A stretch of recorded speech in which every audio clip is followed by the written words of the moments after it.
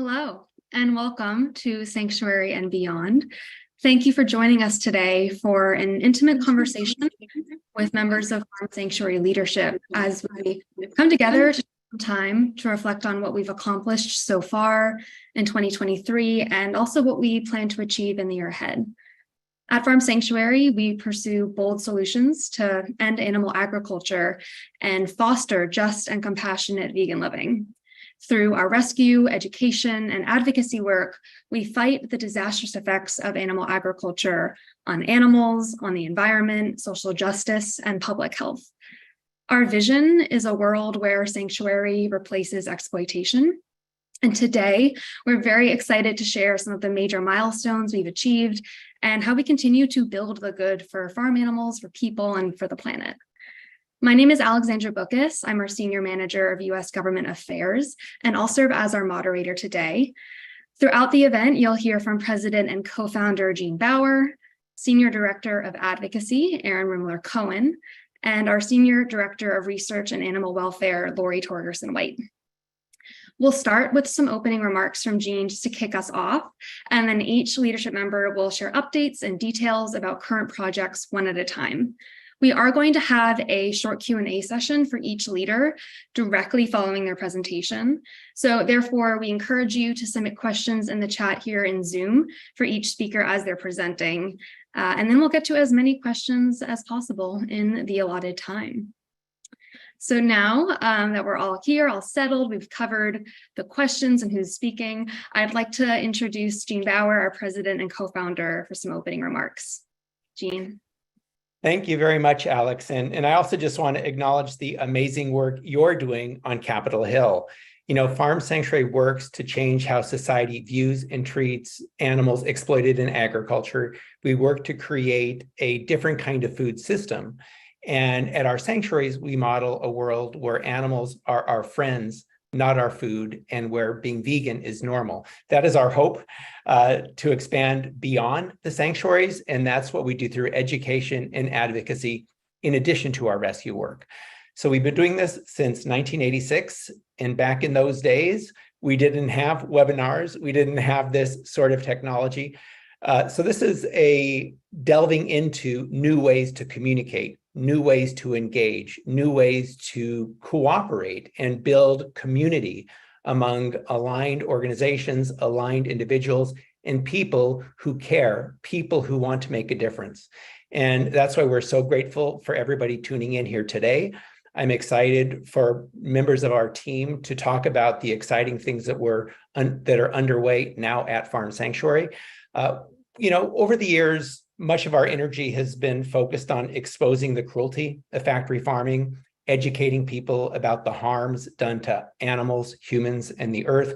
We've worked on laws to ban cruel confinement systems, for example, to prohibit the mistreatment of downed animals. We will continue doing that, but we're also now putting more effort into creating solutions, to modeling a plant-based food system, to seeing our animals at the sanctuary and really delving more into who they are, telling deeper stories about them and understanding them even from a scientific perspective. And Lori will be talking about that. We're also working to look at the food system. And Alex, as I mentioned, is on the ground in Washington, D.C. And Erin will be talking about our approach, our systems-based, resource-based approach to moving billions of dollars from government programs that have been going to the factory farming industry and move those dollars instead to invest in a food system that serves humans, other animals, and the earth better, because the current system we have is very cruel and it's extractive.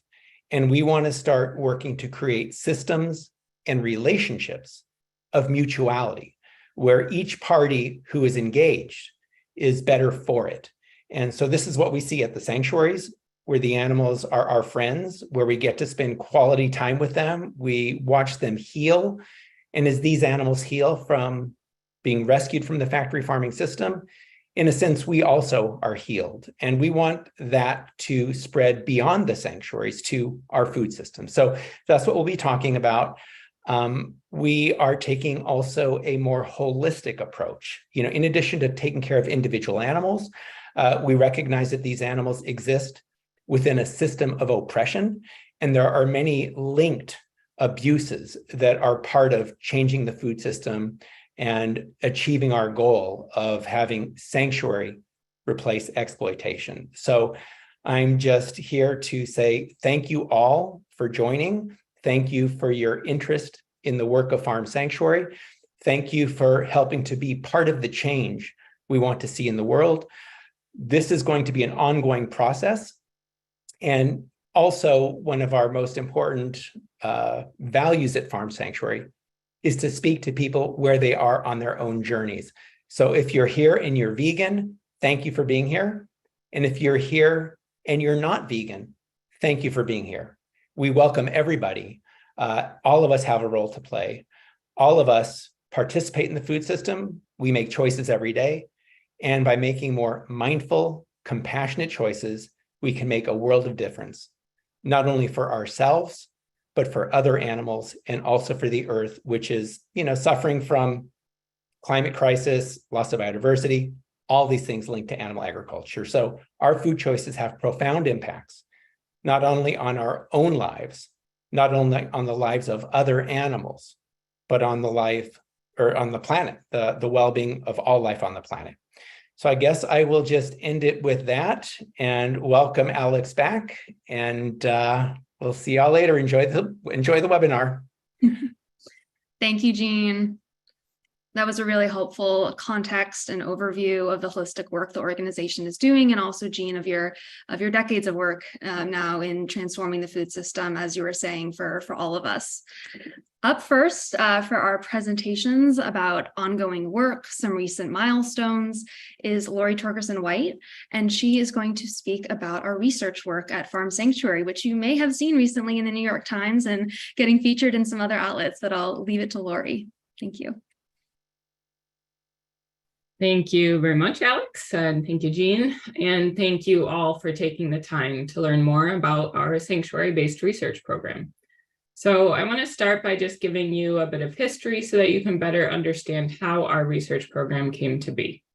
Back around 2015, Farm Sanctuary was interested in learning more about the science exploring the inner lives of farmed animals. We know intuitively, based on the relationships we have with the residents, that they're all someone's, not somethings. But we were curious about what scientific evidence there was for that assertion. And so we partnered with Dr. Lori Marino at the Kimmela Center on a series of scientific review papers and white papers that summarized existing research on the cognitive capacities, emotions, and personalities of chickens, cows, pigs, and sheep. Then in 2020, I was hired to start a sanctuary-based research program with the residents at our sanctuaries.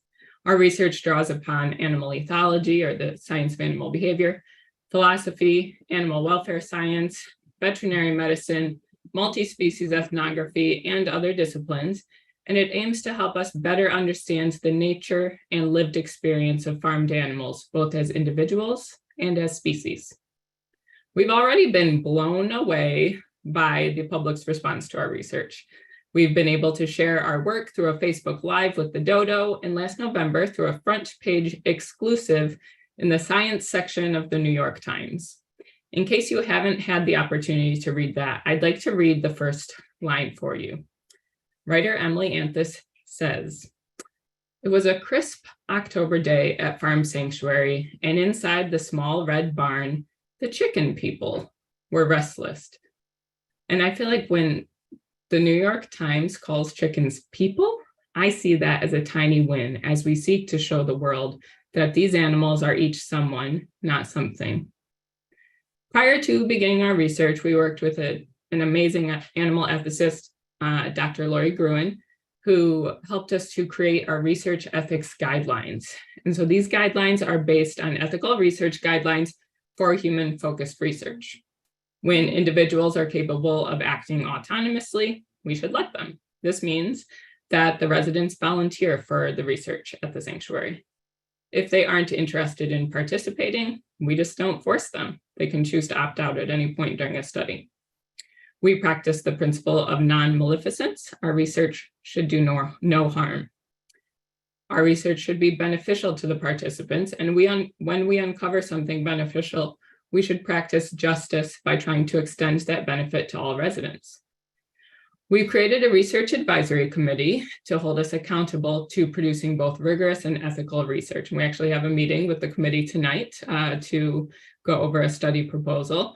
And all studies that we perform must first be approved by the committee. All right, so let me get a little bit into the current research that we have going on right now. We have 2 studies that are ongoing.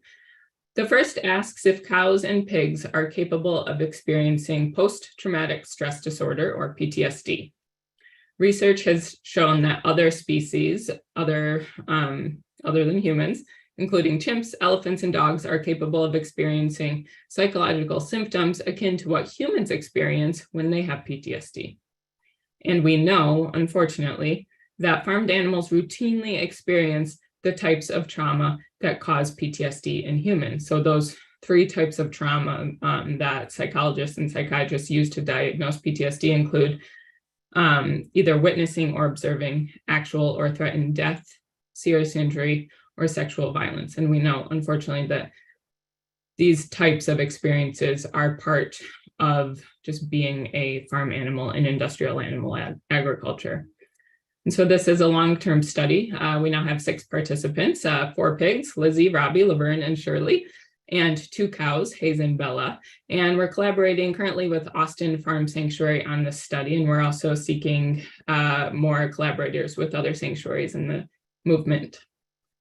The second study, which we're hoping to wrap up this year, asks whether Cornish chickens, who were formerly raised for meat, enjoy learning, and whether the personality trait boldness corresponds with their emotional experience after learning.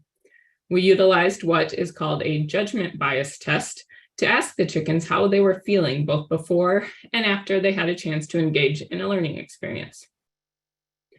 Preliminary results from this research suggest that chickens do indeed enjoy learning. We're not surprised, but that the emotional response is highly individual. So while most of the 8 chickens in the study became more optimistic after a learning experience, there was 1 chicken, whose name is Yoshi, who really didn't seem to enjoy playing the game by our rules. And she showed us that by becoming more pessimistic after having access to a learning experience. We're grateful to Yoshi, who reminded us that science isn't always clear-cut and that each animal is an individual. We're hoping to have a manuscript published on this in the coming months and are incredibly grateful to the ASPCA for supporting our work. All right, so when we get to the Q&A, I'll be happy to answer questions about those studies, but I'd also like to give you a taste of what this next 6 months will look like for us. The next study that we are planning will explore the possibility of culture in farmed species. And so this is the study we'll be discussing with our research advisory committee tonight. We'll be asking whether animals can pass knowledge from one person in their herd to the next and how that knowledge diffuses within a group. We have also been collaborating closely with our animal care teams. As we shift towards more holistic animal care practices that elevate the emotional needs and agency of the residents, we are excited to announce that we have hired a sanctuary animal welfare coordinator, Kayla Perry, who will be working to grow our enrichment program to better provide for the emotional and cognitive needs of the residents. She's currently designing enriched barns and yards for all of the residents at Farm Sanctuary. Over the last couple of years, the birds have struggled through having to stay indoors on and off because of predator attacks and avian influenza. With that, we're seeking to create complex environments that challenge them cognitively, keep them emotionally and physically safe, and really just allow them to be chickens, turkeys, ducks, and geese. Additionally, with the animal welfare science expertise of our research team, we are collaborating much more closely with our staff veterinarian and our experienced animal care teams to synthesize all of this information into even more holistic and more evidence-based care practices. We're currently planning a sanctuary animal welfare workshop for our Acton, California caregivers that will provide the caregivers with tools that will allow them to provide the residents with more agency in their days. The workshop will explore the sensory and cognitive capacities of the residents, examine the current power imbalance between the caregivers and the residents, and provide caregivers with tools like enrichment and cooperative care training techniques that I'll talk more about later, that will allow them to shift some power toward the residents. We will engage in immersive experiences aimed at helping us all to shift away from our human perspective and towards an animal-centered perspective, all with the goal, the ultimate goal, of improving the lives of the residents at Farm Sanctuary even more, and truly creating sanctuary for residents and caregivers alike. So thank you all for listening to me talk about our work. I'm so lucky to be doing it, and I will pass it to Alex. Thank you, Lori. That was such a wonderful overview of the really world-class, groundbreaking research that's happening on site at Sanctuary, and thank you for everything you're doing to spearhead that. We do have a question from Nancy, asks, in the PTSD study, how do you identify animals who have experienced trauma? Yeah, that's a great question. So what we have done is we have taken, so the DSM criteria, so the DSM is the sort of manual that they use, that psychologists use to diagnose different psychological diseases in humans. And so in that manual, there are criteria for PTSD. So like I mentioned, there are the diagnostic criteria for PTSD includes the types of trauma that the individual has to have experienced. So that was the death, injury, sexual violence piece. So when a resident comes to Farm Sanctuary or to a partner sanctuary, we're looking at their history first to see if they've experienced the types of trauma that would cause them to potentially have PTSD, noting that not everyone, even every human who experiences trauma will develop PTSD. And then so we place them, into either the experimental or the control group based on their background. And then we watch them. So we collect 2 weeks of video when they first arrive, and then 2 more weeks of video after they have been at the sanctuary for a month, because for PTSD to be diagnosed, the symptoms have to persist for at least 1 month after the trauma happens. And then we look 6 months out again for a couple of weeks to find out if Sanctuary has had any impact on their symptoms. And so we've taken the criteria for humans. And so, for example, hypervigilance would be one type of behavior that in humans could indicate PTSD. And so we're also looking for hypervigilance when we're watching the cows and the pigs. And so what that looks like, if you're a cow who's being hypervigilant, that means that you're really like always on alert. Okay, you're not relaxing, you're not just chewing your cud, lying down. You are alert, head up, ears moving around like this, looking around. And so if you're doing that a lot more than would be considered normal for a cow, then that could be an indicator that you have PTSD. We're also looking for stereotypic behaviors. So a stereotypic behavior is really defined as any repetitive behavior that has no apparent purpose. And so in animals who are kept in captivity, this can manifest as pacing back and forth for no apparent reason. So if someone were pacing back and forth, then we would record that when we're looking at the videos. And so there are these different pieces that we've adapted from the human criteria to the to pigs and cows, also using the research that has been done on other animal species, chimps and elephants. And so we've used all of that to create this methodology that through their behavior, and then also through salivary cortisol is something else we're using as a physiological measure. So if the animals will let us, we collect saliva samples from them, and then we can send that in for analysis to a lab and look at sort of how their cortisol changes throughout the day, because in humans who have PTSD, their circadian rhythm of cortisol looks different than someone who doesn't have PTSD. So we're also exploring that physiological measure in addition to the behavior piece.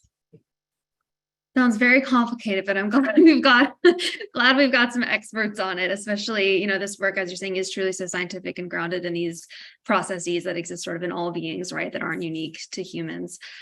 We had a slightly different question from Molly, who asks, from the perspective of a family who has adopted chicken people, After the assessment, are there plans to share techniques from the enrichment studies with other adopters so that they can help make their chickens happier? Is the work going to be shared more widely?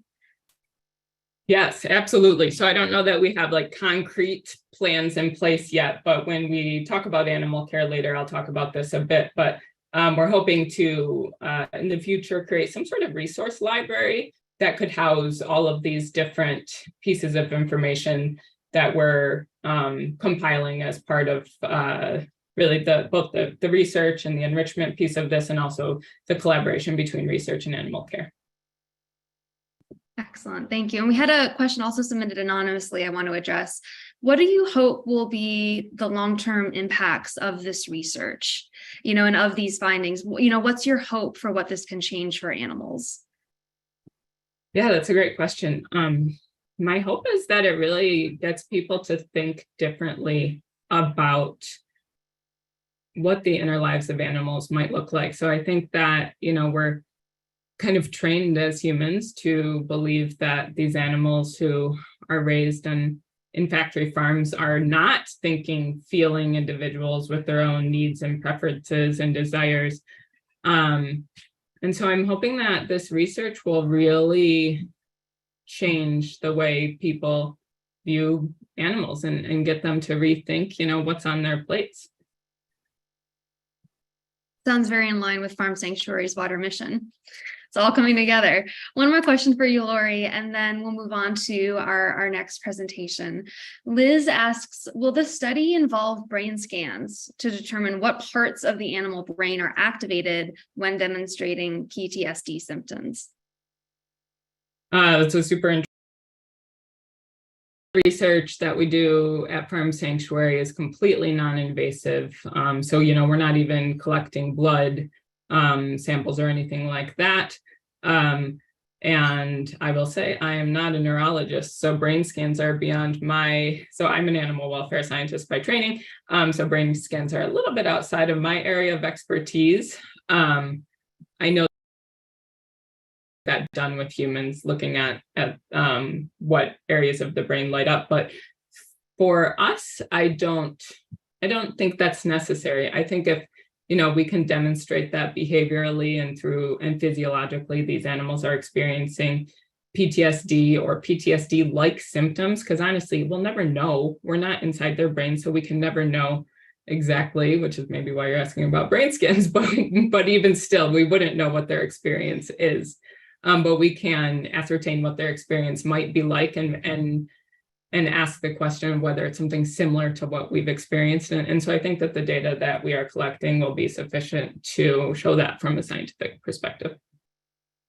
Thank you for answering that. And do appreciate that so much of, all of the work actually is non-invasive, voluntary. I think that really speaks to the individuality of these animals on site. Our next presentation is going to be about animal care. And originally we had Sierra Bessie, our Director of Animal Care and Wellness, sharing this presentation. However, she cannot join us today, but Lori and Sierra work together daily to oversee animal care. And she's also an expert on this. So we're gonna have Lori right back to talk about animal care. And then after that, we'll move into the advocacy portion of our webinar today. So Lori, welcome back for the next presentation. Thank you, Alex. And I'm so sorry that Sierra couldn't join us today. And I appreciate you all having patience with me talking so much at you. I really appreciate the Q&A part of this because I am someone who likes to engage in conversation instead of just me talking at you. But I'm going to talk at you a little bit more. So I'm excited to share with you all the animal care highlights from this year thus far, as we have been making a lot of positive changes for both the residents and the caregivers. First, we are shifting our healthcare practices to become less stressful and fear-free for the residents, with the ultimate goal of cooperative care. So this means that we are striving for voluntary participation from the residents. We want them to have agency to decide when and when not to partake in treatments. We are aware that this will be a long-term endeavor. We're not going to get there tomorrow, and it will take a lot of work and patience, but the outcome will be incredibly beneficial for both the residents and the caregivers. While we aim to move towards cooperative care with all treatments, we understand that there will be residents who do not want to cooperate at times and still need those treatments in order to stay healthy. We recognize that there may be times we are not able to use cooperative care. Unfortunately, this is the reality of taking care of residents who don't speak our language, and we also don't speak theirs, although we're always seeking to understand what they're telling us. And these residents have been exploited by humans in ways that cause them to have more health problems. And so while we're striving for cooperative care as like the ultimate goal, the utopian vision that we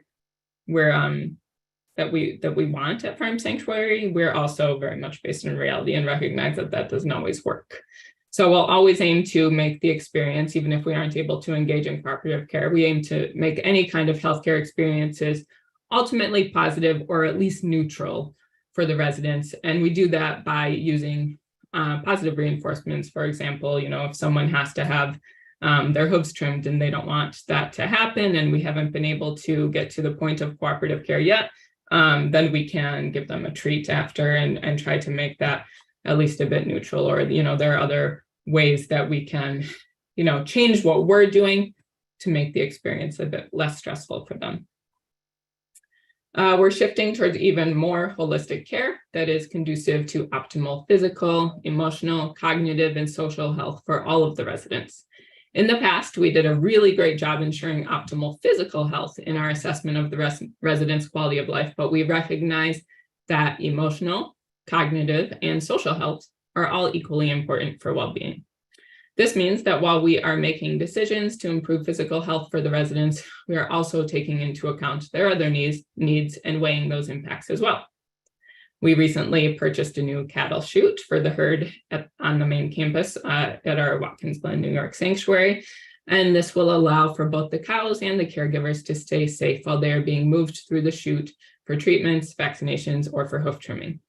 A really great feature of the chute is that it is movable and it doesn't take up too much space. So this means that we can leave it in the barn when it's not in use, and the cows then are able to become desensitized to it in the hopes of moving more towards that cooperative care that I just spoke about. We've been collaborating across disciplines, so sanctuary animal welfare science, veterinary science, and the 37, I think we're at, years of animal care experience to begin to create evidence-based protocols that will guide our decision-making and care practices. So far, we've created protocols, a list of protocols. So we have a down cow protocol, an animal movements protocol, a cattle hoof trimming protocol, euthanasia protocol, a diagnostics protocol, an avian influenza protocol, and a team decision-making protocol. And these are all in place to provide clarity and empowerment to the team members as they navigate the many, many difficult decisions that occur while caring for the residents. We're really hoping to create a lot more opportunities for collaboration and professional development, both between teams and within teams. And one example of this is we've created a new pasture management committee. So we have 2 members from our environment team and 2 members from the wellness team who have taken pasture management courses through Cornell University. And we have been taking those learnings plus our decades of experience to create positive changes for our pastures so that both the pastures and the residents can thrive. And there are a lot of aspects that go into pasture management and health, such as pasture rotation, shared pastures, pasture regrowth and rest, seeding, parasite management, and disease management. So they're all able to, grow in their learning on this and use that learning and collaborate together to create plans for how we will maintain our pastures for the long-term health of really that kind of shared community of plants on the pastures and our animals, the residents. We've also started having conversations about our animal care vision and how we hope the residents will experience their life at Sanctuary. From initial conversations, the animal care team has acknowledged that we want to move towards providing the residents with more agency and to shift our practices to better fit the needs of the residents on an individual basis. And lastly, but not least importantly, the emotional components of sanctuary work can be the most challenging part, and we acknowledge the compassion fatigue and grief that affects our staff. Farm Sanctuary provides time, support, and resources to those who need space to grieve our friends and all those who haven't found sanctuary. We've provided grief resources for our on-the-ground teams that include appointing staff 1 hour a week to focus on mental health, and we've held 2 grief sessions with our HR team. Additionally, the teams in Watkins Glen have started to hold monthly memorials where they can take time once a month to come together and ease their grief and honor the residents who we've lost during that past month. Sharing stories and holding intentional space to mourn has been healing, because often with the nature of the work, there's simply no time to do so, and it's so important that we do that. We encourage the teams to honor their emotions and prioritize self-care. The caregivers invest so much of their lives into this valuable, heartbreaking, rewarding, selfless work, and creating sanctuary for them is equally important. Okay, so that's it for the highlights from the first half of the year. Now I'm equally excited to share with you all the plans for the remainder of the year. We will continue to create protocols for animal care. We have a wealth of animal care knowledge that has been obtained over 37 years of existence. This knowledge has been passed down over the years, and our goal is to get all of the information we have written into protocols with the help of our staff veterinarian and our research team. This will help streamline training and ensure that we are up to date on the best evidence-based practices. As we create these protocols for animal care, we intend to explore the idea of developing a resource library, like I spoke about in the last Q&A, to share these externally. The goal of the resource library is to be transparent, collaborative, and equitable. It might include our treatment protocols, photos and videos of techniques, and species-specific information. We will continue to shift towards holistic and cooperative care with the goal of providing agency to the residents. Ideally, we will use animal learning opportunities to create a shared language with the residents to build trust and fear-free interactions. Finally, we have spent this year having conversations about what sanctuary would look like in a utopian world without the constraints of money, physical space, or staff capacity. We'll finalize that animal care vision and create an action plan in that direction over time. Okay, so that is it for animal care. Alex, so back at you. Thank you again, Lori, for the overview. We've had some excellent questions come in about animal care, and so we can move into that Q&A portion of the webinar. And I think Grace might be here, so I'm going to invite Grace as well to sort of support you in answering these questions. If we've got Grace here, hello. So the two of you can do this together. Take one at a time, whatever you would like your process to be. The first question is from Jackie. Says, how many animals are in the sanctuary and how long do they stay? So I can speak to that. And Grace Garner here is our manager of animal care wellness in Watkins Glen. And so we asked her to join because she's one of the people who is on the ground every day doing this important work with the residents. So we currently have between the two sanctuaries around 650 animals. That's around 500 in Watkins Glen and 150 in Acton. And they stay for their entire lives. So, I mean, that varies a lot depending on the species and the individual. I don't know, Grace, if you have a longest that you can remember someone staying. We had a goat who lived to be 19, or a couple of goats that lived to be 19. That's probably the longest, but the entirety of their lives. Wonderful that they get to live out the rest of their lives at Sanctuary. Cynthia says, thank you for your kind heart, Lori. It's very kind. It's encouraging to see younger individuals who have such care and concern for all animals. Gives us older folks such hope, Cynthia writes. Her question is, how can other young people be encouraged to get the kind of education that you have so that they too can contribute so effectively to animal welfare? Well, thank you. That's a wonderful question. I love talking to, even people who are even younger than I am about their careers, because I do think, there are so many kids. I have 3 kids of my own. And so I see this. They're so kids just naturally love animals. It just makes sense to them that animals are their food. And then we put them through, an educational system and a society where that belief is clouded for them. And so I think when we reach kids at younger ages, we're able to foster that they have, that natural empathy that they have. And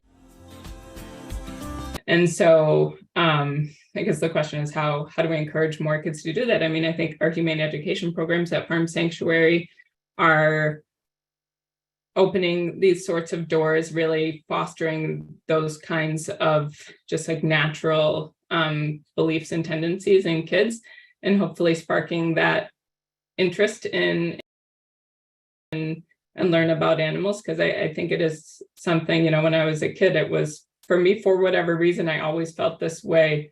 Like I always knew animals had inner lives. I can remember sitting on my front porch watching the ants walk, and they would be carrying their dead, and I was so curious about like what was going on inside of their brains as they were doing this. Like I knew that there was more there, and I think most kids do.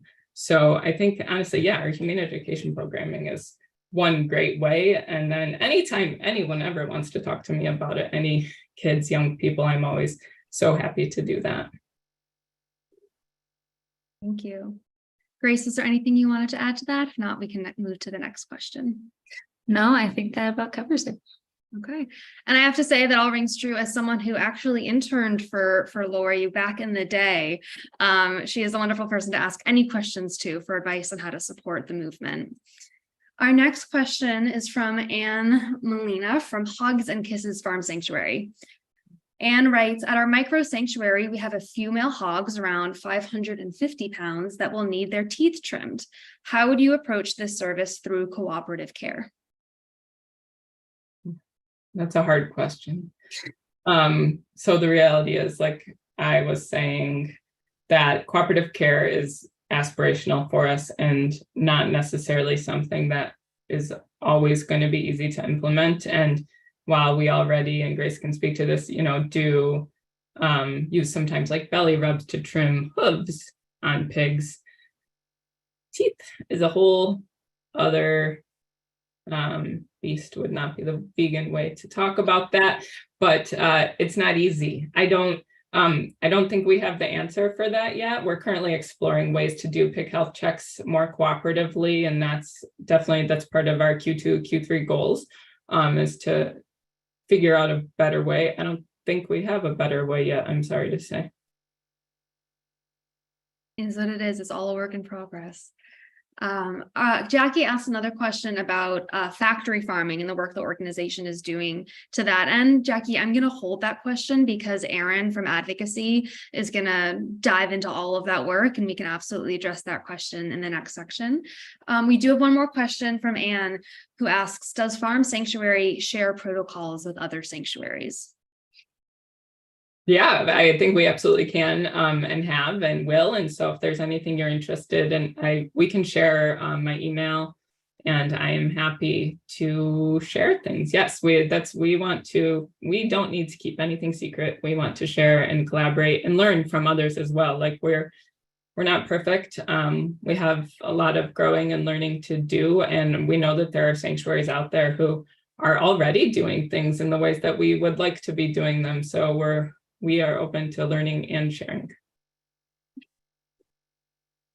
Wonderful. All right. Well, thanks to the two of you for answering those questions about animal care. I think we are going to pivot now to advocacy. And so it is my joy to introduce Erin Rimler-Cohen, our Senior Director of Advocacy here at Farm Sanctuary. As a member of the advocacy team, I have the joy of working with Erin and everyone at Farm Sanctuary, of course, every day. Erin, take it away. Thank you. Thank you, Alex. And it's wonderful to be here. And I have to say, one of the true joys of working at Farm Sanctuary is having the opportunity to work with Alex, our Senior Manager of U.S. Government Affairs. You're going to hear a lot of exciting progress on our advocacy front. And it's in large part because of Alex's leadership on Capitol Hill. And I'm so grateful to be able to work with her. So Erin Rimler-Cohen, I'm the Senior Director of Advocacy here at Farm Sanctuary, which means that I guide our policy, litigation, and scalable direct intervention work in ways that benefit farmed animals, people, and the planet. And before we get into the what of our advocacy work, both over the last 6 or so months and looking out for the rest of the year, I thought it might be helpful to establish a little bit about the food system and a little bit about our sanctuary grounded approach. So the whys and the hows of our work. So first, it's important to recognize that US food systems misuse tremendous abundance. We have all of the financial, social, technical resources that we need to nourish everyone and do so without harm. Unfortunately, we misuse resources, and that we as governments, that we as corporations, that we as civic sector entities, parts of civil society, we misuse all of these resources in ways that hurt all of us. Farmers, worker, environment, health, justice, community, and animal-centered organizations alike are all calling for food system transformation. And that's because the current US food system works for basically no one outside of a few large landowners, corporate consolidators, and billionaire investors. And so we really can build food systems that work better for everybody, build the good. And I think that build the good ethos is really grounded in the sanctuary experience. Everything that we do here at Farm Sanctuary is interconnected. So the rescue and sanctuary work saves and changes lives. Our research gives better understanding into these beings who we know so little about, really, in the grand scheme. And our education uses that better understanding to change hearts and minds. And together, all of our programming, along with advocacy, works to change systems. And part of being a sanctuary grounded advocacy team means that we prioritize lived experience. We recognize the importance of that lived experience that Lori was talking about of the residents on site in Watkins Glen and Acton. We recognize the critical importance of the lived experience of the people who are being harmed across the United States and around the world by today's factory food systems, by today's misuse of resources. And we recognize the ways in which those harms reflect and perpetuate various systems of oppression, including structural racism, economic inequality, environmental injustice. And we recognize that, again, if we want to build food systems that work better for everybody and do it in a way that's just, sustainable, and plant-based, it's going to take everybody. And so exactly what Jean was saying, we meet folks where they are. So that's a little bit about the food system and our sanctuary grounded approach. So what have we been up to kind of put that approach into action? Across policy, I'm going to talk about the Farm Bill and some really exciting events we've been doing around that to push for policy reform and all of the amazing meetings that Alex has on Capitol Hill there. I'm going to be talking about state policy work, predominantly in Rhode Island, New York, and California.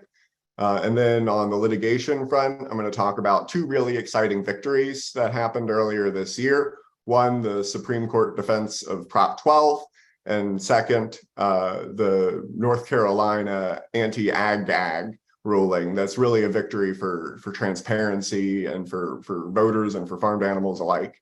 And then I'm also going to talk within that scalable direct intervention, the actual shifting of these resources, 3 amazing community partnerships that we're engaged with to learn how can we as Farm Sanctuary, how can we as a wider animal-centered movement and compassion-centered movement support the community change makers that have often been building these just, sustainable, plant-based food system supply chains for decades, and without the support of governments or folks who look like me and sound like me and talk like me. So on the policy front, since October of last year, we've hosted more than 15 events, both on Capitol Hill and in satellite events all across the country, mostly at universities, but also with other sanctuaries. And part of the purpose of those events is with the farmer, worker, environment, health, community, justice, and animal-centered organizations that are all this chorus calling for food system transformation. And of course, the most important focus right now at the federal level is the Farm Bill, because the Farm Bill is this big package. It's expected to spend $700 billion over the next 5 years in our food system. And 85% of that is great nutrition spending be better used to nourish families. And then you got a 15% of the bill, which is a factory farm bailout, where we use our credit and commodity and insurance programs to support the largest landowners and the biggest corporations. And then we use our conservation funding to, pay polluters to clean up their mess. And we're not prioritizing true conservation, true sustainability for our environment. We're putting industry interests first. And so we want to make that case in a way that meets lawmakers where they are, and also in a way that gives these community-based organizations and activist organizations from all across the food system transformation spectrum an opportunity to engage with lawmakers as well. We realize that, it's quite a privilege to have someone like Alex, whose full-time job is to go out and try to make change for animals, people, and the planet. And we want to make sure that we're using that, our access to everyone. So that's our federal policy work. I can, of course, get into more of that, but for the purposes of time, I'll keep moving on. In Rhode Island, you might have seen some really exciting progress. We passed the foie gras ban in Rhode Island through the House, just like last year, with even more support than last year. And the conversations we're having in the Rhode Island Senate really suggest to us that there's no good reason why the Senate shouldn't bring this bill to a vote, right? What happened last year was they basically vetoed the bill. They made it so that the bill didn't pass without even voting on it. This is a bill that 8 in 10 people in Rhode Island support. This is a bill that Rhode Island chefs have already said it's not going to affect their commercial interests. And we just think it's astounding that, the Rhode Island Senate hasn't called it up to a vote. So if you already signed up on our action alert on the Rhode Island, that's awesome. If you didn't, definitely encourage you to get involved. We're in the final couple weeks there. And then part of what we've been doing in New York and California is take the food system bit by bit, whether it's the dairy industry that's so prevalent in both of those states or school food, and ask, how can we make small tweaks so that more money goes towards fruits, vegetables, plant-based foods, and less money goes to factory farms? Because really, these factory farms are relying on government funds to exist. If we didn't have the current legal structure, the current taxpayer funding structure that we have, we wouldn't have factory farms. And part of our case is, hey, this system of factory farming is hurting everybody. We should be using public resources to support public ends, healthy families, farmers, and communities. And we should be using plants and plant-based foods to help get us there. And then finally, on the scalable direct intervention, I'm sorry, that was policy. Litigation, we talked about a really exciting Supreme Court case victory where we defended Prop 12. So for those of you who don't know, Prop 12 is a case that protected mother pigs and baby lambs from gestation crates and from confinement. California voters voted overwhelmingly to protect those animals. It was a basically 2/3 vote, and it's really hard to get 2/3 of a state or a country to agree on anything. But 2/3 of Californians agreed that these gestation crates were too far. And then the Iowa pork producers came in and said, "Hey, we think that Prop 12 is hurting us all the way out here in Iowa, and we think that Californians had no right to do that." And so, the Supreme Court defense of Prop 12 was really about protecting farmed animals. It was about protecting California voters. And fortunately, the Supreme Court agreed with us, protecting Prop 12 and protecting state level progress for farmed animals. And then within the state of North Carolina, our litigation work, and all of this, I should say, is in coordination with the Humane Society, in coordination with other amazing leaders across the animal-centered advocacy spectrum. None of this litigation would be possible without their leadership, and really it takes a team to take on big ag. And in North Carolina, we did exactly that, taking down the ag-gag laws there that here, I'm actually calling from Hillsborough, North Carolina, and I am well aware, right, that 9 million of my neighbors are pigs and 900 million of my neighbors are chickens, all or the vast majority in close confinement that cause immense physical and psychological pain, like we were hearing from Lori. And I'm just grateful that we were able to move forward transparency in the state of North Carolina. And then with our community-based work, we have partnerships with the Sikongu tribe in South Dakota, who are working to transition feed crops to support food sovereignty. So this is a case where 80% of the cropland and ranch land owned on this reservation are actually owned by outside investors who lease the land to non-indigenous landlords in a way that, quote, poisons the water, poisons the air, and doesn't nourish the first peoples for whom the land was intended. And we think this is horrible. And we are working with them to understand on a large scale, how can we transition feed cropland to support food for people? And then we're doing that in a small scale in North Carolina with a farm family called Grounded Roots, who for 10 years was working as farm workers. They describe themselves as landless farmers. And they've taken this little 4-crop acre of former feed cropland, and they have rehabilitated the land. They're growing food now that's nourishing people. And it's really amazing to see something that, you know, couldn't feed a single farm can feed an entire community when you're using the land the right way.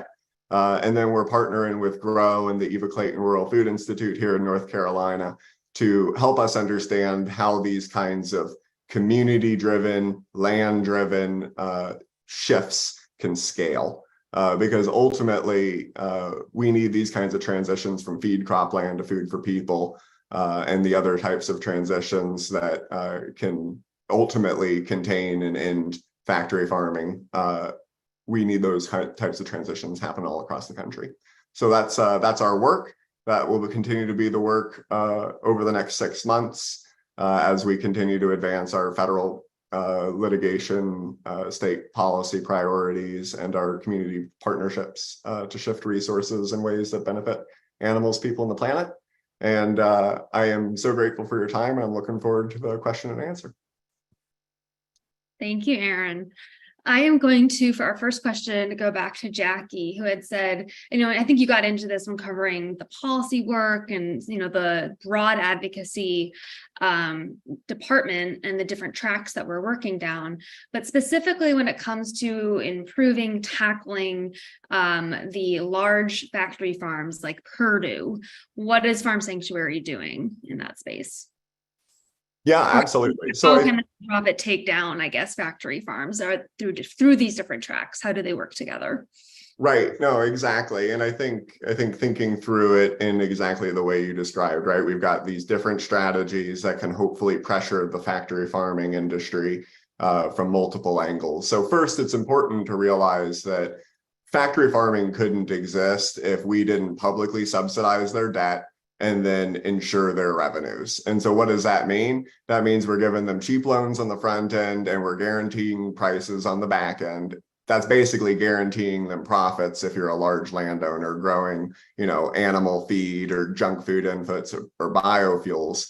But, you know, no other farmer who's growing food that nourishes people can access that type of programming, right? The top 1% of borrowers actually get 52% of the farm credit debt. So this is an example where government really is reinvesting in the big guys to the detriment of all the rest of us. And so a big part of it is working to change those laws and really to elevate that these laws even exist. The Farm Bill reform only happens as an opportunity twice a decade. And frankly, we talk to a lot of lawmakers whose job it is to write our food and agriculture code, and they don't really know where to even start with this bill. And so a big part of what we do is policymaker education, and that policymaker education goes back to how are we informing folks of what's going on, not just from an animal-centered perspective, but also for the farmers and the workers and the environment and health and justice and rural community advocates who are all working alongside us to call for shared transformation. I think that there's a lot more that can be done with big companies, and this isn't about Purdue specifically, but I think that we should be looking to the tobacco case study for how effective litigation was able to take down big tobacco. I think that we should be thinking about that within the animal-centered space. Can we be taking on big companies in a way that fights them in the court and in the state house and in Capitol Hill? So we're working down lots of different pathways. And part of what I want to learn from you all in the coming months is how can we better support community change makers who want to volunteer and get involved in their own community. We were talking about how these land shifts and resource shifts that are happening all across the country. We are, learning from you all really how change can best happen in your communities. So we want you all to get more involved in the Farm Sanctuary Network. And we want to build a network and build a community that works for change makers who are working in their local communities as well. Absolutely agreed on that point. There's one question that I'm actually going to field, Aaron. Lord asked, do you have a lobbyist that pushes the cause locally or nationwide? Yes, I am based in DC, where I work as Farm Sanctuary's in-house federal lobbyist. Here in DC, where we're again working on that federal policy agenda that Aaron described. We also have a state policy specialist and lobbyist, Miranda Eisen, based in Oregon. And Miranda leads our lobbying work at the level of the state legislatures around the country, and we all get to work together. So that was fun. I got to field one. Thought I would just steal that one, Aaron. I love that. You should steal all of them for the record. I do have a couple more for you. Anne says, Prop 12 was a great win for advocacy, but not really a win for animal welfare. The gestation crate increase in size was just enough for a sow to get up and turn around. The quality of life doesn't really change. How can we really make a difference in the policy written so that animals are better cared for? Yeah, absolutely. I so appreciate this question because first, as Farm Sanctuary, we only support a welfare policy if we think it's going to lead to fewer farmed animals and ultimately hoping that that reduction can lead to a food system supply chain that's just sustainable and plant-based and nourishes everybody. So I agree that, less bad is still not enough and that we need to keep working together so that we're writing policies that are taking on factory farming, not just to make the animals' lives better off, but to make it such that there are not farmed animals in U.S. food systems, or at least far fewer. I think that part of what we're doing is working with folks like Humane Society, ASPCA, Mercy for Animals behind the scenes to understand from their perspective, how can we write better laws for animals? Because, I think that we all want to work together and we all want to ultimately put the animals first. And we want to make sure that we're doing that in a way that leads, like you said, to actual improvements in welfare and ultimately to systems where they're not there in the first place. Thank you. Annette Batson says, hi, Aaron, would you please tell this group how as individuals and community change makers, we can advance and support a farm policy reform? Assuming part of that is Farm Bill and also other generally policy reforms in the food system. Sure. So first, I think signing up for the action alerts is an easy step. Those are emails that go out to y'all about national and state level issues. And you might be thinking to yourself like, oh, does my congressperson actually read these? Or like, will my letter make a difference? And the honest answer is your congressperson is not going to read it, but it does make an actual difference, because what they do is they say, oh, how many people have been writing us about this issue? Is this something we should care about? And then if they decide they should care about it, they say, okay, well, who's on what side and the other? And if the only folks who are writing and talking to Congress folks are, big ag lawyers and lobbyists, they're only going to get, a very small slice of the picture. So those signing up for action alerts is really important. And then it's really a question of what kind of an engagement with your community do you want to grow? So are you involved in the local school district? If so, maybe there's ways where we can encourage more plant-forward menus, purchasing from local producers, better procurement standards writ large for schools. Let's say that, you go to your local coffee shop and they're charging you 50 cents more for plant-based milk. Now, why would they be doing that other than to like gouge you as a customer and to reward the high greenhouse gas emissions and the cruel forms of milk that otherwise exist? So maybe you want to work with local coffee shops to eliminate the vegan milk tax. I think that there's all sorts of ways where you can grow where you are in your community and think about like what networks are you already a part of and how can you make those networks more plant forward. And part of what we're trying to do at Farm Sanctuary is create a volunteer network structure that supports all that. So the last thing I'd say is just go online and go to farmsanctuary.org/volunteer and we'll be in touch. Taking the words right out of my mouth for our closing. Thank you so much, Aaron, for joining and sharing about all of the work, the transformative holistic food system work that Farm Sanctuary is doing in advocacy for farm animals, people, and the planet. That is all the time we have for today. I would like to join Aaron in inviting everyone to go to our website, farmsanctuary.org. In addition to that, the link he gave for the community advocacy, for more information about the work you heard about today and how to get involved. Thank you to our leadership members for this informed conversation, and thanks to everyone who joined us today. All of our work is made stronger and better by this incredible and growing network of members. And we look forward to continuing to build the good together. So thank you and hope everyone has a wonderful rest of your day. Take care.